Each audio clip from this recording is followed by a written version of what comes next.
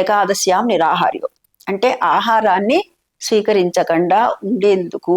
అంటే ఏమిటండి అంటే శరీర మాధ్యం కడుధర్మ సాధనం. మన శరీరం ఎంతవరకు సహకరిస్తుందో అంతవరకు మనము ఉపవాసం ఉండాలి. ఉప అంటే దగ్గర, ఆవాసము అంటే ఉప అంటే దగ్గర, ఆవాసం అంటే ఉండటం. ఎవరికి దగ్గరగా ఉండటం అంటే భగవంతుడికి దగ్గరగా ఉండటం.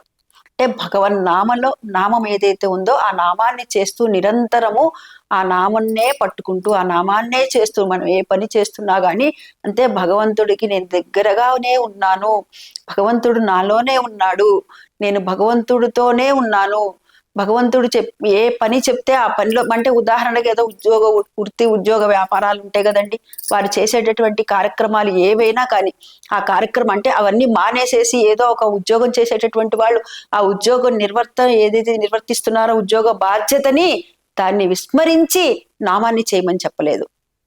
మధ్యలో కొత్త సమయం ఉంటుంది కదా, ఆ సమయంలో కూడా చేస్తున్నాడు. నా భక్తుడు చూడు ఎంత చక్కగా మనసులో అంతా కూడా నన్నే నింపుకున్నాడు, నా నామాన్నే చేస్తున్నాడు అని ఆ విష్ణుమూర్తి సంతుష్టుడవుతాట.